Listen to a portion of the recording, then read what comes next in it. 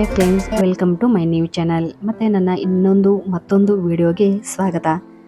ಇವತ್ತಿನ ದಿನ ವಿಶೇಷವಾಗಿ ಮನೆಯಲ್ಲಿ ಸಂಕಷ್ಟ ಪೂಜೆ ಮತ್ತು ರಾಯರ ಆರಾಧನೆ ಹಾಗೂ ಮಂಗಳಗೌರಿ ಪೂಜೆಯನ್ನು ನಾವು ಮಾಡಿದ್ವಿ. ಈ ದಿನ ವಿಶೇಷವಾಗಿತ್ತು. ಇದು ಮಂಗಳವಾರದ ವ್ಲಾಗ್ ಆಗಿರುತ್ತೆ. ಈ ದಿನ ಯಾವ ರೀತಿಯಾಗಿ ಹೋಯಿತು ಅನ್ನೋದನ್ನ ಚಿಕ್ಕ ಪರಿಚಯ ನಿಮ್ಮ ಮುಂದೆ ಇಡ್ತಾ ಇದ್ದೀನಿ. ಮನೆಯಲ್ಲಿ ಇದು ನನ್ನ ಅಮ್ಮನ ಮನೆಯಲ್ಲಿ ನಾನು ಇರೋದ್ರಿಂದ ಯಾವ ರೀತಿಯಾಗಿ ದಿನ ಕಳೀತಾ ಇದ್ದೀನಿ ಅನ್ನೋದನ್ನ ನಿಮ್ಮ ಮುಂದೆ ಇಡ್ತಾ ಇದ್ದೀನಿ. ನನಗೆ ಯಾವುದೇ ರೀತಿಯಾಗಿ ವಿಡಿಯೋಸ್ಗಳನ್ನು ಮಾಡಿ ಅಭ್ಯಾಸ ಇಲ್ಲ. ಹೊಸದಾಗಿ ಈ ಒಂದು ಚಾನಲನ್ನು ನಾನು ಆರಂಭ ಮಾಡಿರೋದು. ಯಾವುದೇ ರೀತಿ ಎಕ್ಸ್ಪೀರಿಯೆನ್ಸ್ ನನಗೆ ಇಲ್ಲ. ಮತ್ತು ನಾನು ಈ ಒಂದು ಸಂದರ್ಭದಲ್ಲಿ ನಿಮಗೆ ವಿಡಿಯೋಗಳನ್ನು ಮಾಡುವಾಗ ಕೆಲವೊಂದು ತಪ್ಪುಗಳಾದರೆ ಅಥವಾ ಕೆಲವೊಂದು ಮಾತಿನಲ್ಲಿ ಏನಾದರೂ ಸ್ವಲ್ಪ ಹೆಚ್ಚು ಕಡಿಮೆ ಏನಾದರೂ ಆದರೆ ನೀವೆಲ್ಲ ಸ್ವಲ್ಪ ಅಡ್ಜಸ್ಟ್ ಮಾಡ್ಕೊಳ್ತೀರಾ ಅನ್ನೋದು ನನ್ನ ಭಾವನೆ. ಯಾಕಂತಂದರೆ ಎಲ್ಲರೂ ಕೂಡ ಪರ್ಫೆಕ್ಟ್ ಆಗಿಯೇ ಯಾವುದನ್ನು ಕೂಡ ಸ್ಟಾರ್ಟ್ ಮಾಡೋದಿಲ್ಲ ಅಲ್ವಾ. ನಾವು ಕೆಲವೊಂದು ಚಿಕ್ಕ ಪುಟ್ಟ ಕೆಲಸಗಳನ್ನು ಆರಂಭ ಮಾಡ್ತಾ ಪರ್ಫೆಕ್ಟ್ ಆಗ್ತಾ ಹೋಗ್ತೀವಿ ಅನ್ನೋದು ನನ್ನ ಭಾವನೆ. ನಾವು ಏನೇ ಮಾಡಿದ್ರೂ ಮೊದಲು ಅದು ನಮಗೆ ಸ್ಯಾಟಿಸ್ಫ್ಯಾಕ್ಷನ್ ಇರಬೇಕು. ಹಾಗೆ ಕೂಡ ನಾನು ಈಗ ಮಾಡ್ತಾ ಇರ್ತಕ್ಕಂಥ ಕೆಲಸ ನನಗೆ ಒಂದು ಸಮಾಧಾನ ಅನಿಸಿದೆ. ಯಾಕೆಂತಂದರೆ ನಮ್ಮ ಒಂದು ಗೃಹಿಣಿಯಾಗಿ ನಮ್ಮ ಒಂದು ಡೈಲಿ ಲೈಫಲ್ಲಿ ನಮಗಿರ್ತಕ್ಕಂಥ ಸ್ಟ್ರೆಸ್ನ ನಮಗೆ ಯಾರು ಯಾವುದೇ ರೀತಿಯಾದಂತಹ ಒಂದು ಬಹುಮಾನಗಳನ್ನು ಕೊಡಲ್ಲ. ನೀನು ಕೆಲಸ ಮಾಡಿದ್ಯಾ, ಇದು ತುಂಬ ಚೆನ್ನಾಗಿದೆ ಅಂತ ಯಾರು ಕೂಡ ನಮಗೆ ಹೊಗಳೋದಿಲ್ಲ. ನಮ್ಮನ್ನು ನಾವು ಕೆಲವೊಂದು ಟೈಮ್ಗಳಲ್ಲಿ ಸೆಲ್ಫ್ ಮೋಟಿವೇಟ್ಗಳನ್ನು ನಾವು ಮಾಡ್ಕೊಳ್ಳೇಬೇಕಾಗತ್ತೆ. ಹೀಗಾಗಿ ನಮಗೆ ಇಂಟ್ರೆಸ್ಟಿಗೆ ಇರ್ತಕ್ಕಂಥ ಕೆಲವೊಂದು ಕೆಲಸಗಳನ್ನ ನಾವು ಮಾಡೋದ್ರಿಂದ ನಮ್ಮನ್ನು ನಾವು ಮೋಟಿವೇಟ್ ಆಗಿ ಮಾಡ್ಕೊಳ್ಳೋದು ತುಂಬ ಇಂಪಾರ್ಟೆಂಟ್ ಆಗತ್ತೆ. ಹೀಗೆ ನನಗೆ ಇಂಟ್ರೆಸ್ಟ್ ಆಗಿ ಇರ್ತಕ್ಕಂಥದ್ದು ಕೆಲವೊಂದು ವಿಚಾರಗಳನ್ನು ಹಾಗೂ ನನಗೆ ಇಂಟ್ರೆಸ್ಟ್ ಆಗಿರ್ತಕ್ಕಂಥ ಕೆಲವೊಂದು ಕೆಲಸಗಳನ್ನು ನಾವು ಮಾಡೋದ್ರಿಂದ ನಾವು ಮೋಟಿವೇಟ್ ಆಗೋದಕ್ಕೆ ಹೆಚ್ಚು ಚಾನ್ಸಸ್ ಸಿಗುತ್ತೆ ಅಂತ ನನ್ನ ಭಾವನೆ. ಹೀಗಾಗಿ ನಾನು ಈ ಒಂದು ವ್ಲಾಗ್ ಚಾನಲ್ನ ಸ್ಟಾರ್ಟ್ ಮಾಡಿದ್ದು. ಈ ಒಂದು ಚಾನಲ್ನಲ್ಲಿ ಕೆಲವೊಂದು ತಪ್ಪುಗಳಾಗತ್ತೆ ಸಹಜವಾಗಿ. ಆದರೆ ಈ ಎಲ್ಲ ತಪ್ಪುಗಳನ್ನು ಮೀರಿ ನಾನು ನಿಜವಾಗ್ಲೂ ಮುಂದೆ ಮಾಡ್ತೀನಿ ಅನ್ನೋದು ನನಗೂ ಕೂಡ ಡೌಟ್ ಇದೆ. ನೋಡೋಣ ಎಲ್ಲಿ ತನಕ ಹೋಗುತ್ತೆ ಈ ಒಂದು ವ್ಲಾಗ್ ಚಾನಲ್, ಎಲ್ಲಿ ತನಕ ಕೊಂಡೊಯ್ಯುತ್ತೆ ನನ್ನನ್ನು ಅನ್ನೋದನ್ನ ನೋಡೋಣ ಅಂತಂದ್ಬಿಟ್ಟು ಒಂದು ಎಕ್ಸ್ಪೆರಿಮೆಂಟ್ ಅನ್ನೋ ರೀತಿಯಲ್ಲಿ ನಾನು ಕೂಡ ಮಾಡಿದ್ದೀನಿ. ನಿಮಗೂ ಕೂಡ ಇಷ್ಟ ಆಗತ್ತೆ ಅಂಥೇಳಿ ಅನಿಸುತ್ತೆ. ಹಾಗೂ ಇನ್ನು ವ್ಲಾಗ್ನ ವಿಚಾರಕ್ಕೆ ಬರೋದಾದರೆ ಸಂಕಷ್ಟ ಪೂಜೆಯನ್ನು ಮಾಡಿ ನಂತರ ರಾಯರ ಆರಾಧನೆ ಇರೋದ್ರಿಂದ ರಾಯರ ಮಠಕ್ಕೆ ಹೋಗ್ಬರೋಣ ಅನ್ನೋ ಒಂದು ಪ್ಲಾನ್ ಇತ್ತು. ಸೊ ಬೆಳಗ್ಗೆಯಿಂದಲೂ ತುಂಬಾ ಸಿಕ್ಕಾಪಟ್ಟೆ ಮಳೆ ಇತ್ತು.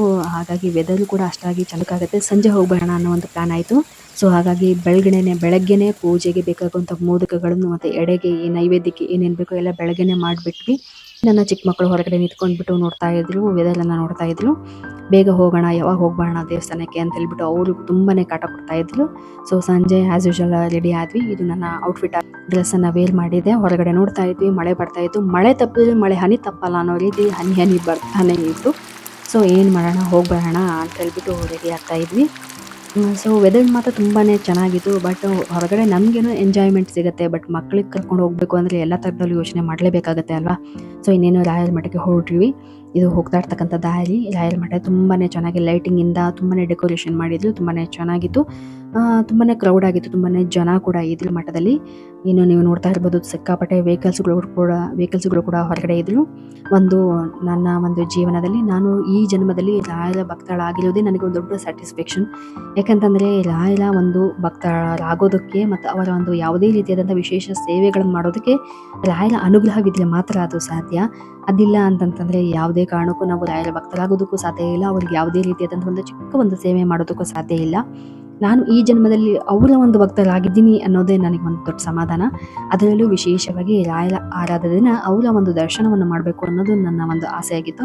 ಹೋಗ್ಬಿಟ್ಟು ರಾಯರ ದರ್ಶನವನ್ನು ಮಾಡಿದ್ವಿ. ತುಂಬಾ ಚೆನ್ನಾಗಾಗಿತ್ತು ರಾಯರ ದರ್ಶನ. ಅವತ್ತಿನ ದಿನ ತುಂಬ ಜನ ಇದ್ದರು. ಸಂಜೆ ಹೋಗಿದ್ವಿ, ಅದರಲ್ಲೂ ಕೂಡ ತುಂಬಾ ಜನ ಆಯಿತು. ತುಂಬ ರಶ್ ಇತ್ತು.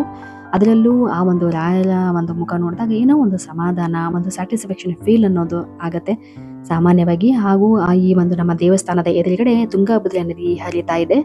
ಹಾಗಾಗಿ ಈ ಒಂದು ನದಿಯ ಒಂದು ವ್ಯೂ ಅನ್ನು ನೀವು ನೋಡ್ತಾ ಇದ್ದೀರಿ. ತುಂಬ ಪೀಸ್ಫುಲ್ ಆಗಿತ್ತು, ತುಂಬ ಚೆನ್ನಾಗಿತ್ತು.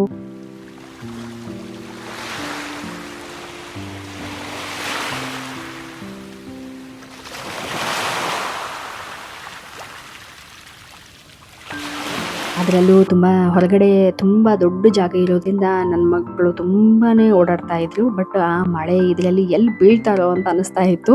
ಇವತ್ತಿನ ದಿನ ಅತ್ಯಂತ ಸಿಂಪಲ್ ಆಗಿ ಸರಳವಾಗಿ ಹೋಯ್ತು.